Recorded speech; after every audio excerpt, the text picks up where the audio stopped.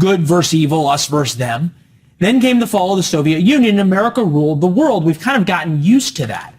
Now, perhaps we are in a Cold War with China, and it might be too late to put China back in its place without a real war. Not to mention their best weapons and technology comes from us. Some is stolen, others is given from the Wall Street Journal. The U.S. continues to send to China an array of semiconductors, aerospace components, artificial intelligence, technology, and other items. Congressman Mark Green's here, former Army Ranger, Special Operations Flight Surgeon, now member of Congress from Tennessee.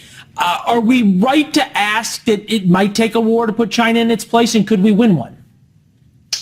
No, I don't think that's the right question to ask. I mean, no one wants to even talk about that. Of course, we got to watch what they're doing in Taiwan. And of course, we have to keep our systems growing at a rate faster than they're doing theirs. We certainly shouldn't be selling stuff. The Commerce Department has got to get its act together. But no, I don't think that's where we need to go right now. When you say it's not where we need to go, it seems at least every simulation that involves a force-on-force conflict between the U.S. Navy and China ends poorly for the United States Navy in the South China Sea. What is the other option in stopping China if they've certainly shown no willingness to back down? Well, it's all about multilateral, basically getting a multipolar dynamic set up. Look, a battleship parked off Sri Lanka's coast has certainly pissed the Indians off. And with the trilateral agreement with North Korea or South Korea and Japan leveraging against China, it's all about the other players and alliances in a multipolar phase. And that's kind of what we've got to try to create. We're in a bipolar phase now. We need to push to a multipolar phase, and that means alliances. And with those alliances, we leverage against China, and we can hold them accountable. I think about the way that the Chinese have acted over the past year. I think about really the bipartisan anger at China and resolve, yet the White House doesn't seem quite in the same place. And Democrats in Congress aren't really quite there pushing them. They're not passing the Taiwan Security Act. It's not quite there. Why is that?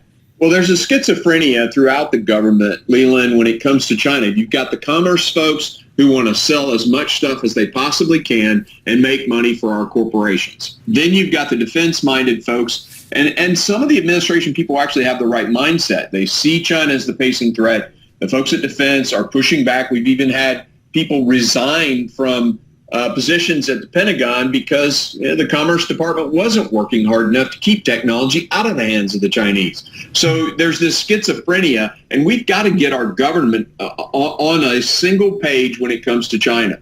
Getting the government on a single page about anything seems difficult.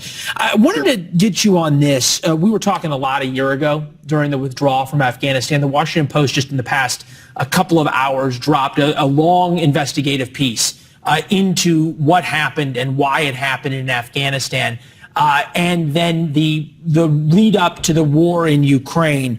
The Russian leader, they said, meaning U.S. intelligence, believed that the Biden administration was chastened by the humiliating U.S. withdrawal from Afghanistan and wanted to avoid new wars. Washington Post on the effects of Afghanistan in Russia.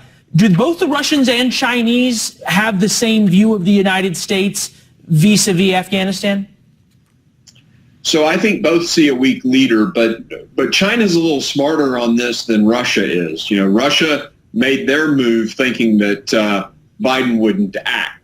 And of course, Boris Johnson sort of led the way there, but Biden got on the page and pushed back. Now, they didn't react fast enough. They didn't get the equipment to the Ukrainians fast enough. That's a different argument. But Putin saw what happened in Afghanistan and acted. Xi hasn't. Now, he started to bully a little more, but he's a little bit more calculating than Vladimir Putin. And I think watching what's happening both in Ukraine and how we're responding with Taiwan. Still, though, Russia and China now involved in military drills. Those are coming later this year. Are we certainly in a place, though, where thinking the 1990s, late 2000s, even early 2010s, when America was the unilateral power in the world, are over? Oh, absolutely. I would say that we're in a bipolar situation, not a unipolar moment.